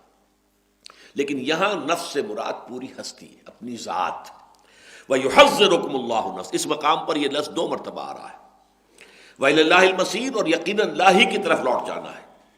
قُلْ إِن تُخْفُوا مَا فِي صُدُورِكُمْ أَوْ تُبْدُوهُ يَعْلَمُهُ اللَّهُ، اے نبی ان سے کہہ دیجئے اگر تم چھپاؤ گے جو کچھ کہ تمہارے سینوں میں ہے، اور تبدوه، یا تم اسے ظاہر کرو گے، يَعْلَمُهُ اللَّهُ، اللہ تعالیٰ تو اس سے واقف ہے ہر صورت۔ وَيَعْلَمُ مَا فِي السَّمَاوَاتِ وَمَا فِي الْأَرْضِ، اور اللہ تو جانتا ہے ان تمام چیزوں کو جو آسمانوں میں ہے اور جو زمین میں ہے۔ وَاللَّهُ عَلَىٰ كُلِّ شَيْءٍ قَدِيرٌ، پھر وہی لفظ کل ہے، اللہ ہر شے پر قادر ہے۔ اب یہاں بھی اگرچہ یہ مضمون سورہ بقرہ کے آخر میں بھی آیا تھا، لِلَّهِ مَا فِي السَّمَاوَاتِ وَمَا فِي الْأَرْضِ وَإِن تُبْدُوا مَا فِي أَنفُسِكُمْ أَوْ تُخْفُوهُ يُحَاسِبْكُم بِهِ اللَّهُ، جو کچھ تمہارے سینوں میں ہوتا ہے چاہے تم چھپاؤ اور چاہے تم ظاہر کرو، اللہ اس کا محاسبہ کر کے رہے گا۔ اور اس پر میں نے آپ کو بتایا تھا کہ صحابہ کرام بہت سخت پریشان ہو گئے تھے، بہت سخت پریشان ہو گئے تھے، اس لیے کہ انسانوں کے اندر دلوں میں اور سینوں میں تو وسوسے آتے رہتے ہیں، ان کے اوپر ان کو اختیار نہیں ہے۔ صحابہ آ کر کہتے تھے حضور ایسی ایسی باتیں ہمارے دل میں آتی ہیں کہ ان کو زبان پر لانے سے زیادہ ہم اس کو بہتر سمجھتے ہیں کہ ہمیں زندہ آگ میں جلا دیا جائے۔ حضور نے فرمایا اچھا تم واقعی ایسی کیفیت محسوس کرتے ہو؟ کہ جی۔ فرمایا یہی تو عین ایمان ہے، یعنی ایمان کے منافی بات کو تمہارے دل میں شیطان نے ڈال دی ہے، لیکن تمہارا ایمان اتنا ریزنٹ کر رہا ہے اس پر، اس قدر اسے رد کر رہا ہے، اس قدر اس کے اوپر پرٹربڈ ہے کہ وہ اپنے آپ کو ہلاک کرنے کے لیے جو ہے انسان تیار ہو رہا ہے کہ بجائے اس کے کہ اس بات کو زبان پر لائے۔ تو میں نے وہاں آپ کو سنایا تھا، امام راضی رحمۃ اللہ علیہ نے یہ روایت کیا ہے ابن عباس رضی اللہ تعالی عنہما، قال لما نزلت هذه الآیہ، جب یہ آیت نازل ہوئی، وَإِن تُبْدُوا مَا فِي أَنفُسِكُمْ أَوْ تُخْفُوهُ يُحَاسِبْكُم بِهِ اللَّهُ، جاء ابو بکر و عمر و عبد الرحمن ابن عوف و معاذ و ناس من النبی الی النبی صلی اللہ علیہ وسلم. تو عام نہیں بلکہ ابو بکر اور عمر، عبد الرحمن ابن عوف اور معاذ ابن جبل اور بہت سے لوگ آئے حضور کے پاس صلی اللہ علیہ وسلم. فقالوا، انہوں نے کہا یا رسول اللہ کلفنا، ہم تو اب اس کو من العمل ہے، اس چیز پر عمل کرنے کا بھی ہمارے اوپر جو ہے ایک ذمہ داری ڈال دی گئی ہے، ما لا نطیق، اس لیے کہ جس کی کہ ہمارے اندر طاقت ہی نہیں ہے. ان احدا لا يحدث نفسه بما لا يحب ان يثبت في قلبه. بہت سے لوگ ایسے ہیں کہ جن کے دلوں میں ایسی ایسی باتیں آ جاتی ہیں کہ جن کو وہ چاہتے ہی نہیں کہ ان کے دلوں میں رہیں. فقال النبی صلی اللہ علیہ وسلم فلعلکم تقولون کما قال بنو اسرائیل سمعنا وعصینا. حضور کا پہلا رد عمل بہت سخت تھا کہ تمہارا یہ کہنا کہ ہم پر تو اللہ تعالیٰ نے وہ بات ڈال دی ہے جو ہمارے امکان ہی میں نہیں ہے، ہم کیسے تسلیم کریں. تو گویا کہ تم وہی روش اختیار کر رہے ہو جو بنی اسرائیل نے کی تھی جب انہوں نے کہا تھا سمعنا وعصینا. بل قولوا سمعنا واطعنا، بس کہو ہم نے سنا اور مانا. قالوا سمعنا واطعنا، تمام صحابہ نے کہا ٹھیک ہے حضور ہم حاضر ہیں، سمعنا واطعنا. وقال النبی صلی اللہ علیہ وسلم واشتد ذلك علیہم فمکثوا فی ذلک. یہ بات ان کے اوپر گراں بہت گزرتی رہی، اسی حالت میں رہے. فانزل اللہ تعالی لا یکلف اللہ نفسا الا وسعها. تو جب وہ آیت نازل ہوئی کہ اللہ تعالیٰ کسی نفس پر اس کی ذمہ داری، اس کی جو قوت اور طاقت ہے، استعداد سے بڑھ کر بوجھ نہیں ڈالے گا. قال النبی صلی اللہ علیہ وسلم ان اللہ تجاوز عن امتی. حضور نے فرمایا آج کے بعد سے میرے امت کے اللہ تعالیٰ نے ان تمام چیزوں سے تجاوز اختیار کر لیا ہے، معافی کا اعلان کر دیا ہے. ما کل ما حدثوا به انفسهم، کہ جو بھی ان کے دلوں کے اندر باتیں آئیں، ما لم یعملوا به او یتکلموا به، جب تک کہ وہ اس پر عمل نہ کرے یا اس کو ظاہر نہ کرے. اگر زبان پر لائیں گے تو پکڑ ہو جائے گی، عمل کریں گے تو پکڑ ہو جائے گی، لیکن دل میں آنے والے خیالات کے اوپر پکڑ نہیں ہے. وہی بات یہاں آئی ہے قل ان تخفوا ما فی صدورکم او تبدوہ. اے نبی کہہ دیجئے کہ چاہے تم جو کچھ تمہارے سینوں میں ہے اسے چھپاؤ اور چاہے تم اسے ظاہر کرو. یعلم اللہ، اللہ تعالیٰ کے علم میں تو وہ بہرحال ہے. وَيَعْلَمُ مَا فِي السَّمَاوَاتِ وَمَا فِي الْأَرْضِ، اور وہ جانتا ہے جو کچھ کے آسمانوں میں ہے اور جو کچھ کے زمین میں ہے. وَاللَّهُ عَلَىٰ كُلِّ شَيْءٍ قَدِيرٌ، اللہ ہر چیز پر قادر ہے.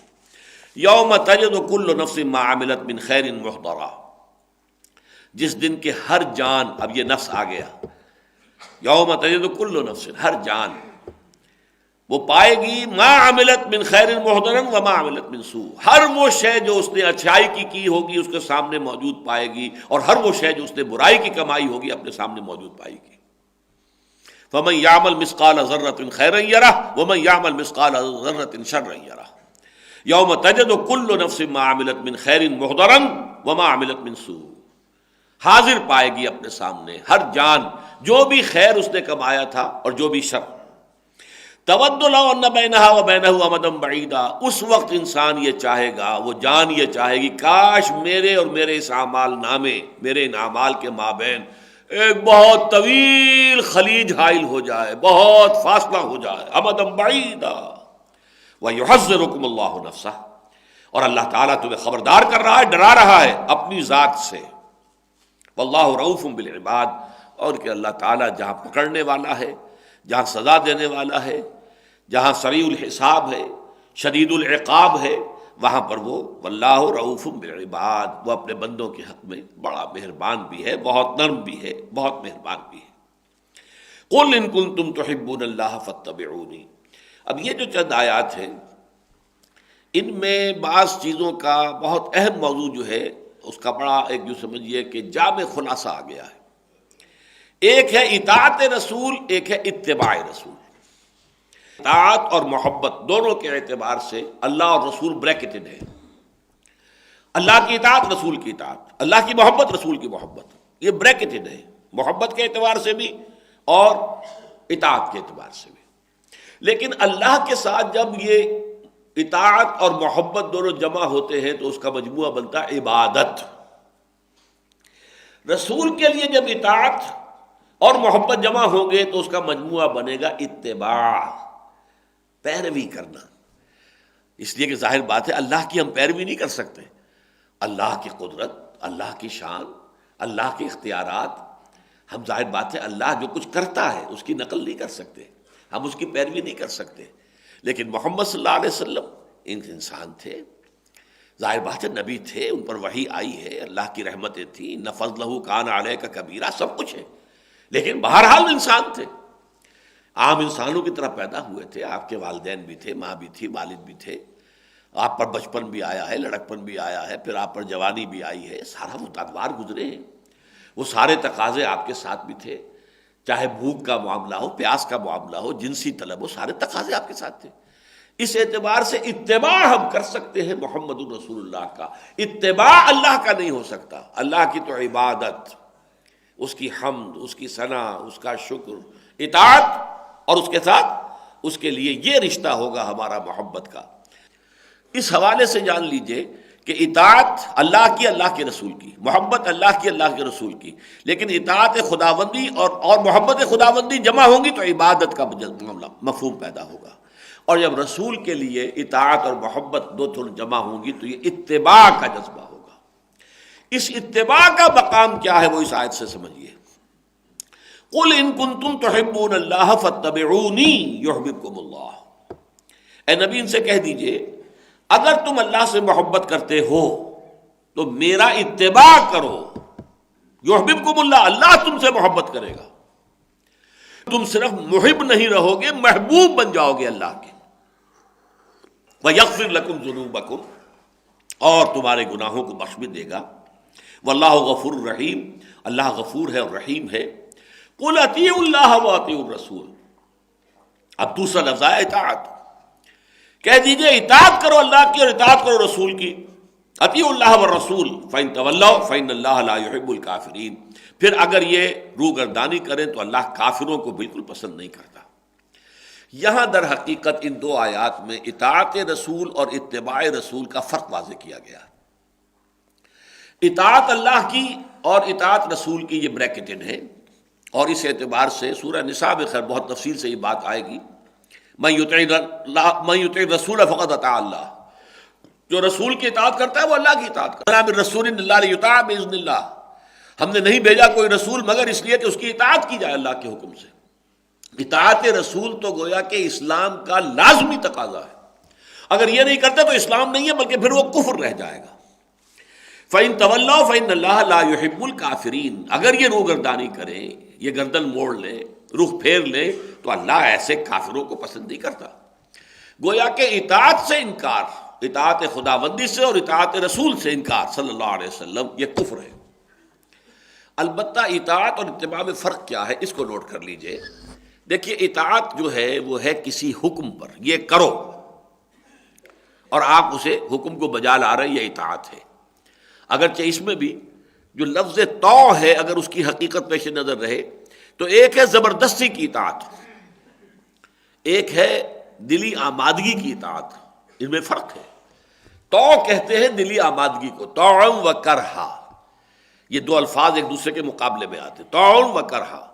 طاعا یعنی اپنی دلی آمادگی کے ساتھ، کرہن مجبوری کو دل پر جبر کرتے ہوئے، اور اس بیعت کے اندر بھی الفاظ یہ ہے منشت والمکرہ، بایانا رسول اللہ صلی اللہ علیہ وسلم علی السمع والطاعۃ فی العسر والیسر والمنشط والمکرہ۔ منشط وہ کیفیت ہے جس میں کہ آپ کو انشراح حاصل ہے کسی چیز پر، جو فیصلہ ہوا ہے آپ کی رائے بھی وہی تھی، لہذا آپ اس پر عمل کرتے ہیں تو بہت ہی آسانی کے ساتھ عمل کرتے ہیں، اس لیے کہ وہ آپ کی اپنی رائے بھی وہی تھی۔ اور مکرہ وہ ہے کہ آپ کو عمل کرنا پڑ رہا ہے اس کے باوجود کہ آپ کی رائے وہ نہیں ہے، لہذا آپ کو اپنی طبیعت پر جبر کرنا پڑے گا، تب کہیں جا کر آپ اس پر عمل کر سکیں گے۔ تو طعن و کرہن جو ہے یہ دو قرآن مجید میں کئی بار یہ الفاظ آئے ہیں، اللہ نے آسمانوں اور زمینوں کو حکم دیا آؤ طعن و کرہن، تو انہوں نے کہا اتینا طائعین، دونوں نے کہا ہم حاضر ہیں، بالکل آمادگی کے ساتھ حاضر ہیں، اس میں کسی کراہت کا کوئی سوال پیدا نہیں ہو۔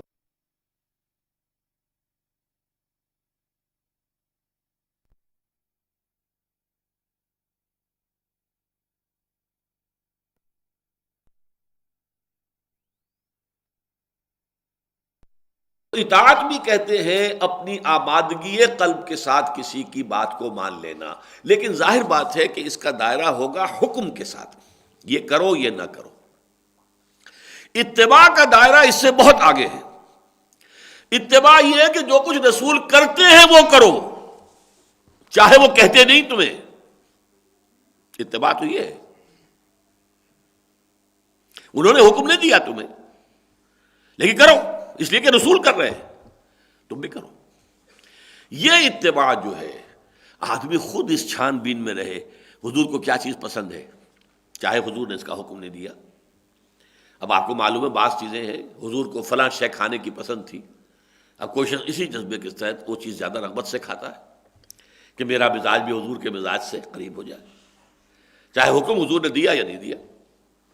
جو عمل ہے حضور کا صلی اللہ علیہ وسلم، اس کی پیروی کرنا، اس کے پیچھے چلنا، خود تلاش کرنا، خود آگے بڑھ کر معلوم کرنا کہ حضور کو کیا پسند ہے، چاہے اس کا آپ نے حکم نہ دیا ہو لیکن اس پر عمل کرنا، یہ اتباع ہے، پیروی کرنا۔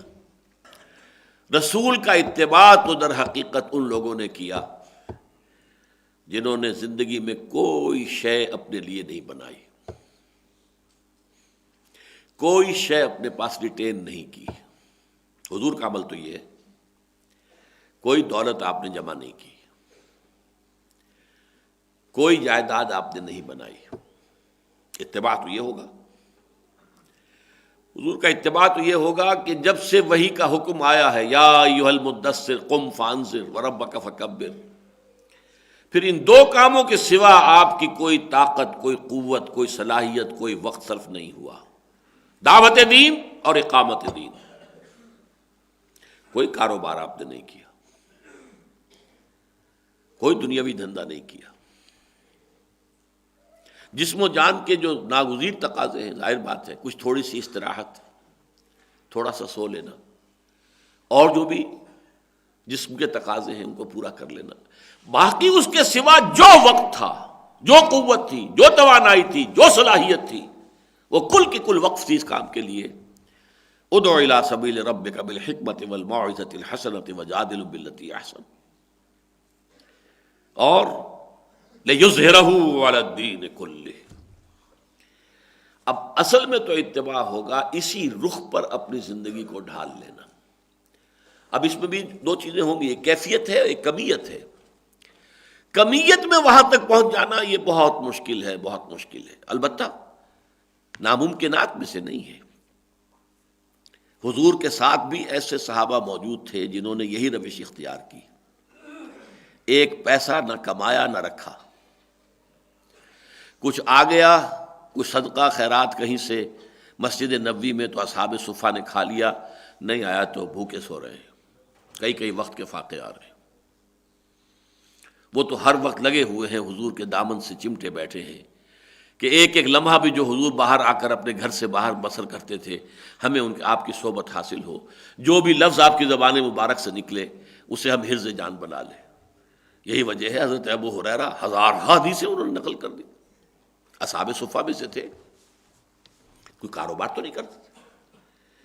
اس کے بعد صوفیاء کرام نے اس لحظ پر زندگی گزاری، کاروبار نہیں کیے۔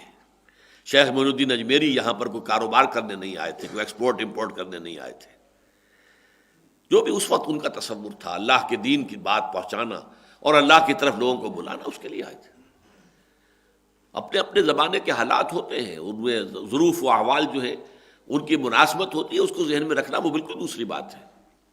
لیکن یہ کہ فرق سمجھ لیجئے کہ انہوں نے، وہ تو یہ جو بابا فرید الدین گنج شکر رحمۃ اللہ علیہ ان کے بارے میں آتا ہے، کبھی صرف نمک سے روٹی کھا رہے، سوکھی روٹی نمک کے ساتھ اور کچھ بھی نہیں۔ اب ان کے اگر مزاروں کو لوگوں نے جو ہے دکان بنا لیا اور دھندا بنا لیا اور پھر عیاشیاں کی اور کتے پالے اور نہ معلوم کیا کیا کچھ کیا، ان کی جو اوقاف زمینیں تھیں ان کو منتقل کروا لیا پٹواریوں کے ذریعے سے اپنے نام پر، اپنی بڑی بڑی جاگیر، یہ ان کے کام ہے۔ اس سے بابا فرید الدین گنج شکر رحمۃ اللہ علیہ پر تو کوئی حرف نہیں آتا۔ انہوں نے جو کچھ کیا تھا وہ کچھ اور تھا، یہ کام تو نہیں تھا جو دیوان صاحب کر رہے ہوں یا کوئی اور ان کے جو بھی گدی نشین ہے جو کر رہے ہیں۔ تو یہ ناممکنات میں سے نہیں ہے مشکل، اور لیکن مشکل کے ساتھ ہی یہ ہے کہ اللہ تعالیٰ اگر کوئی شخص اس کا عزم کر لے تو اللہ اس کے لیے آسان بھی کرتا ہے. فَسَنُيَسِّرُهُ لِلْيُسْرَىٰ، اللہ اس کے لیے آسانی پیدا کرتا ہے. یہ اتباع کا جو میں تقاضا آپ کو بتاؤں، یہ اتباع کامل اگر کہا جائے سے اس پہلو سے، ویسے تو یہ کہ اتباع بہت سے اعتبارات سے تو حضور کا ناممکن ہے، اور بعض چیزوں میں حضور نے روکا ہے. آپ 100 میں وصال رکھتے تھے، یعنی آج روزہ رکھا ہے، شام کو افطار نہیں کیا، وہی روزہ رات کو بھی چل رہا ہے، اگلے دن بھی چل رہا ہے، اگلے شام کو جا کے افطار کیا تو 2 دن کا 100 میں وصال ہو گیا.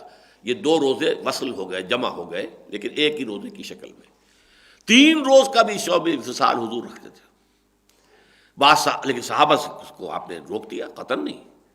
بعض نے کہا بھی حضور آپ رکھتے ہیں، حضور آپ نے فرمایا ایکم مثلی، تم میں سے کون ہے مجھ جیسا؟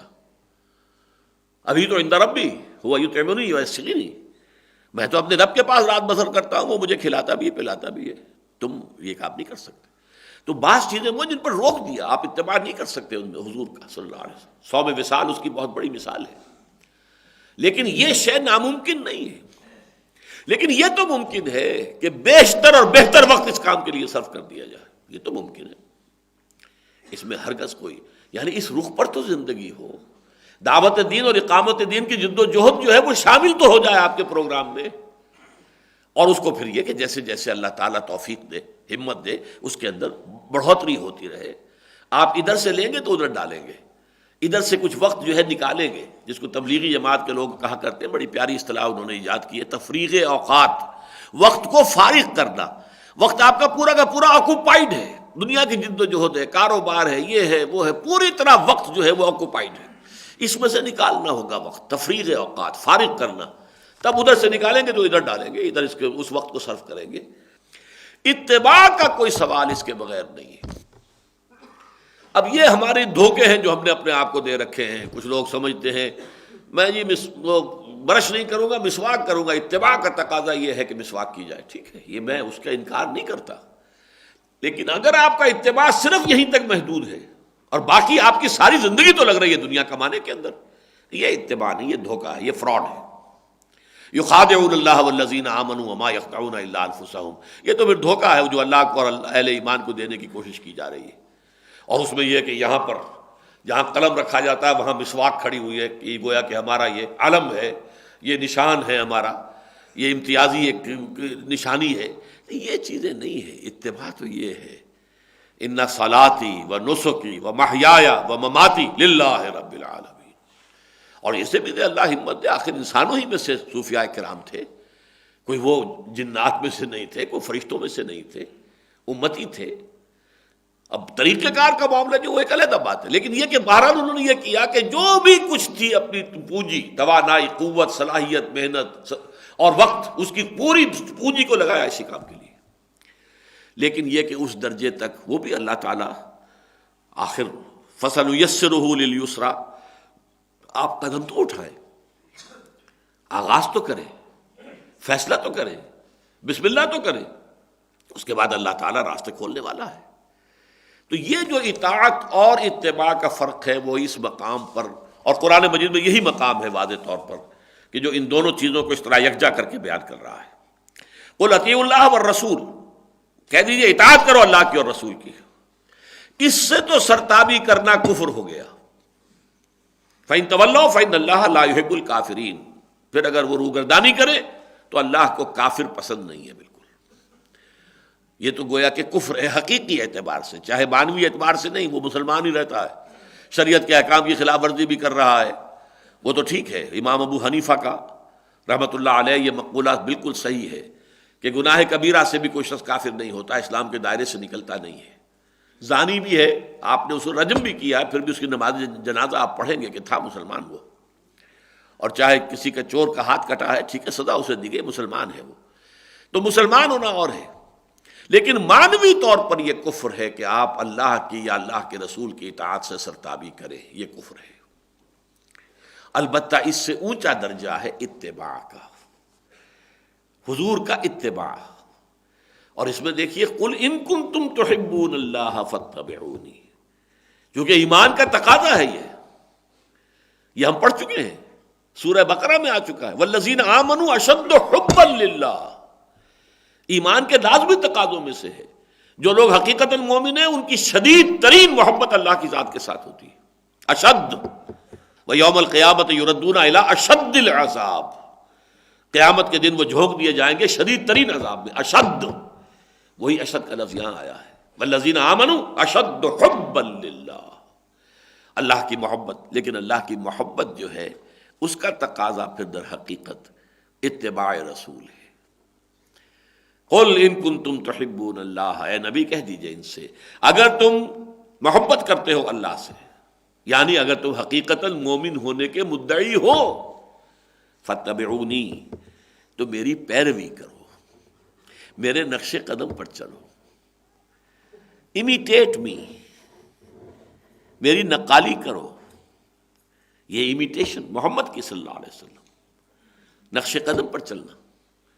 اس کی مثالیں اگرچہ وہ چیزیں جو ہے ایک اعتبار سے صرف جذباتی ان کی حیثیت ہے، لیکن مثال کے طور پر عرض کر رہا ہوں کہ ایک صحابی نے کہیں باہر سے آئے تھے، دیہاتی بدو، ایک ہی مرتبہ حضور کو دیکھا اور اس وقت حضور کے کرتے کے بٹن جو ہیں وہ کھلے ہوئے تھے. انہوں نے پھر ساری عمر اپنے کرتے کے بٹن لگائے نہیں. انہوں نے حضور کو اسی حال میں دیکھا تھا، اسی حال کو انہوں نے اپنے اوپر لازم کر لیا. کوئی حکم تو نہیں تھا اس میں. یا حضور ایک سفر کے دوران ایک خاص درخت کے نیچے سے ہو کر گزرے تھے. عبداللہ ابن عمر رضی اللہ تعالیٰ عنہ پھر اہتمام کرتے تھے جب کبھی ادھر سے گزرنا ہوتا تھا اس درخت کے نیچے سے ہو کر گزرتے تھے. حالانکہ یہ چیزیں جو ہے ان کی کوئی اہمیت نہیں دین میں، لیکن ایک نفسیاتی اور جذباتی کیفیت، ایموشنل، اور یقیناً حضور کے ساتھ ایک ایموشنل تعلق جو ہے وہ مطلوب ہے، پسندیدہ ہے، مقصود ہے. صرف ایک منطقی نہیں، صرف قانونی اور دستوری نہیں، جذباتی، قلبی ایک کیفیت، نفسیاتی. یہ کیفیت جو ہے یہ ہونی لازم ہے. محمد رسول اللہ صلی اللہ علیہ وسلم، یہ ہمارے سورہ حجرات کے درس کا ایک لازمی حصہ ہے کہ ہماری اجتماعی زندگی کے دو ستون ہیں. ایک ستون ہے اللہ اور اس کے رسول کے احکام کی پابندی، لا تقدموا بین یدی اللہ ورسولہ، اور دوسرا ستون ہے اللہ کے رسول کی محبت اور احترام اور ادب اور تعظیم. لا ترفعوا اصواتکم فوق صوت النبی ولا تجهروا له بالقول كجهر بعضکم لبعض ان تحبط اعمالکم وانتم لا تشعرون. کبھی اپنی آواز کو نبی کی آواز سے بلند نہ کر بیٹھنا. کبھی جس طرح بلند آوازی سے آپس میں ایک دوسرے سے بات کرتے ہو ایسے کہیں گفتگو نہ کر بیٹھنا اللہ کے رسول کے ساتھ، مبادا تمہارے سارے اعمال حبط ہو جائیں تمہیں پتہ بھی نہ چلے. یہ اتنا بڑا جرم ہے. اس لیے کہ احترام، تعظیم اور محبت رسول یہ ہماری اجتماعی زندگی کا ستون ہے. بلکہ میں نے تو اس کے لیے جو مثال جو وضع کی ہے وہ بہترین ہے کہ دائرہ ہے، دائرے کا ایک مرکز ہے، دائرے کا ایک یہ سرکمفرنس ہے. دائرہ ہماری اجتماعی زندگی کا یہ سرکمفرنس ہے اللہ اور اس کے رسول کے احکام. ان کے اندر اندر ہم رہیں گے. مباحات کا دائرہ، ان سے باہر حرام. لا تقدموا بین یدی اللہ ورسولہ، اللہ اور اس کے رسول کے احکام کے دائرے سے باہر نہ نکلو. لیکن اس دائرے کا مرکز ہے محمد الرسول اللہ کی شخصیت، دل نواز شخصیت، محبوب شخصیت. اور اس اعتبار سے کہ محبت خداوندی اور محبت رسول میں بڑا باریک سا فرق ہے. اس لیے کہ حضور کی جو کیفیات تھی انہیں ہم اپنے اوپر طاری کر سکتے ہیں. اللہ تعالیٰ کا معاملہ بہت وراء الورا ثم وراء الورا ثم وراء الورا. حضور کے قلب مبارک پر جو کیفیت ہوئی ہوگی جب حضرت حمزہ کی اعضا بریدہ لاش آئی ہے سامنے، کچھ نہ کچھ اندازہ ہم کر سکتے ہیں کیا قلب مبارک پر بیت رہی ہوگی جب آپ کے زبان مبارک سے یہ الفاظ نکل گئے، اما حمزہ فلا بواکی لہو، ہائے حمزہ کے لیے تو کوئی رونے والی بھی نہیں ہے. کیا کیفیت ہوگی؟ یا کیا کیفیت ہوگی جب حضرت فاطمہ رضی اللہ تعالیٰ عنہ آئی ہیں. ابا جان دیکھیے یہ میرے ہاتھوں میں گٹے پڑے ہوئے ہیں چکی چلا چلا کر، اور یہ میرے کندھے کے اوپر بدی پڑی ہوئی ہے، مشکیزہ میں لے کر آتی ہوں، پانی بھر کر لے کر آتی ہوں. اب تو عام مسلمانوں کے گھروں میں بڑی وسعت ہو گئی ہے، فراوانی ہے. مجھے بھی کوئی کنیز، کوئی غلام عطا ہو جائے تاکہ یہ میرے گھر کے کام کاج میں میرا مدد کر دے، میرا ہاتھ بٹا دے. فرمایا حضور نے، نہیں بیٹی یہ چیزیں ہمارے لیے نہیں. میں تمہیں اس سے بہتر شے دیتا ہوں. ہر نماز کے بعد 33 مرتبہ سبحان اللہ، 33 مرتبہ الحمدللہ، 33 یا 34 مرتبہ اللہ اکبر کہہ لیا کرو. لیکن کیا قلب پر گزری ہوگی. فاطمہ تو بضعۃ منی، فاطمہ میرے جگر کا ٹکڑا ہے. لیکن وہ جگر کے ٹکڑے نے دکھایا ہے کس کو دکھایا ہے؟ جو اس وقت شہنشاہ عرب ہے، وہ شہزادی کا حال یہ ہے۔ تو ہم کیفیات کا کچھ نہ کچھ ہم ادراک کر سکتے ہیں۔ اللہ کا معاملہ بالکل ہے جیسے کہ شاید حضرت مسیح کا قول یہ آیا ہے نا سورہ مائدہ میں، تعلم ما فی نفسی ولا اعلم ما فی نفسک، اے اللہ تو جانتا ہے جو کچھ میرے جی میں ہے، میں نہیں جانتا جو کچھ تیرے جی میں ہے۔ ہم کیسے جان سکتے ہیں؟ لہذا در حقیقت یہ محبت خداوندی اور محبت رسول، ان میں ایک بڑا باریک سا فرق ہے۔ لیکن ان دو آیتوں کے حوالے سے جو بات سمجھنے کی تھی، جس کو میں چاہتا تھا، جس کے لیے آج خاص طور پر میں نے اس کا اعلان بھی کیا تھا، کہ یہ جو ہے اتباع رسول، جس کا درجہ یہ ہے ان کنتم تحبون اللہ فاتبعونی یحببکم اللہ، اللہ تعالیٰ تمہیں محبوب رکھے گا۔ پھر دیکھیے کس قدر یہ ڈاؤن ٹو دی گراؤنڈ بات ہو رہی ہے۔ اس کا مطلب یہ نہیں تم معصوم ہو جاؤ گے، فرشتے ہو جاؤ گے، تم سے کوئی خطا ہوگی نہیں، یو ول ریمین ہیومنز، غلطی تم سے پھر بھی ہو سکے گی۔ گاہ میری نگاہ تیز چیر گئی دل وجود، گاہ الجھ کے رہ گئی میرے توہمات میں۔ کبھی کبھی ایسا بھی ہوتا ہے انسان کے لیے، کبھی انسان جو ہے وہ اپنے ناک تلے کے پتھر سے ٹھوکر کھا جاتا ہے، اور کبھی اسے دور تک کی منزل اپنی صاف نظر آ رہی ہوتی ہے۔ یہ ہوتا ہے، لغزش ہو سکتی ہے، خطا ہو سکتی ہے۔ الانسان مرکب من الخطاء والنسیان ویغفر لکم ذنوبکم۔ اتباع کا یہ دوسرا نتیجہ نکلے گا، ایک تو تم محبوبیت خداوندی کے مقام پر آ جاؤ گے، اور نمبر دو جو بھی تمہاری خطا ہے اللہ معاف فرمائے گا۔ کہیں لغزش ہو گئی، کہیں پاؤں پھسل گیا، کہیں گر گئے، پھر اٹھے، چلے آگے چلے۔ انما التوبۃ علی اللہ للذین یعملون السوء بجہالۃ ثم یتوبون من قریب۔ اللہ نے اپنے ذمے قرار دیا ہے ان لوگوں کی توبہ کو قبول کرنا جو کہیں جذبات میں اور جہالت میں، نادانی میں کوئی غلط کام کر بیٹھے، پھر فوراً توبہ کریں، فوراً توبہ کرو اور اٹھ جاؤ۔ قل ان کنتم تحبون اللہ فاتبعونی یحببکم اللہ ویغفر لکم ذنوبکم واللہ غفور رحیم۔ اس میں اتباع کا جو میں نے، ویسے تو یہ کہ چھوٹے چھوٹے اتباع، یہ لفظ میں استعمال کر رہا ہوں آج کل کافی عرصے سے، میکرو سننا، مائکرو سننا، اس کو آپ لے سکتے ہیں۔ میکرو اتباع، مائکرو اتباع، چھوٹا چھوٹا اتباع بھی ہے، حضور کے ہر نقش قدم کی پیروی، آپ کا انداز، آپ سرما ڈالتے تھے کس طرح سے ڈالتے تھے، پہلے کون سی آنکھ میں سلائی پھیرتے تھے، پھر کس میں، جتنا بھی ہو سکے۔ لیکن ہمارے یہاں بدقسمتی سے میں ان چیزوں کا تذکرہ کم اس لیے کرتا ہوں کہ ان چیزوں پر تو زور ہمارے ہاں ہے۔ اتنی موٹی کتاب اسوہ رسول کے نام کی لکھی ہوئی ہے، اور ایک بہت بڑی شخصیت نے لکھی ہوئی ہے، وہ بس یہی چیزیں ہیں۔ اس اسوے میں انہیں وہ نظر ہی نہیں آتا، وہ دعوت دین کے لیے جد و جہد اور اقامت دین کے لیے وہ جو بھی مشقتیں جھیلی ہیں، وہ اس اسوے میں کہیں ہے ہی نہیں۔ حالانکہ قرآن میں جہاں یہ لفظ اسوہ آتا ہے، لقد کان لکم فی رسول اللہ اسوۃ حسنہ، وہ کہاں آ رہا ہے؟ وہ تو آیا ہے اس موقع پر، غزوہ احزاب کے موقع پر، جب حضور کے پیٹ پر شکم مبارک کے اوپر 2 پتھر بندھے ہوئے تھے، اور آپ جو ہے اس حالت میں بھی خندق میں سے جب یہ توڑ توڑ کر جب پتھر جو ہے لوگ توڑ رہے تھے، اور حضور اٹھا اٹھا کر اپنے کندھے پر لا کر باہر ڈال رہے تھے، مزدوری کر رہے تھے اس وقت۔ یہ تھا اسوہ، لقد کان لکم فی رسول اللہ اسوۃ حسنہ۔ وہ اسوہ ہمارے ذہن سے خارج، یہ اتباع ہمارے ذہن سے خارج۔ اتباع رہ گیا ہے تو ان چھوٹی چھوٹی چیزوں میں۔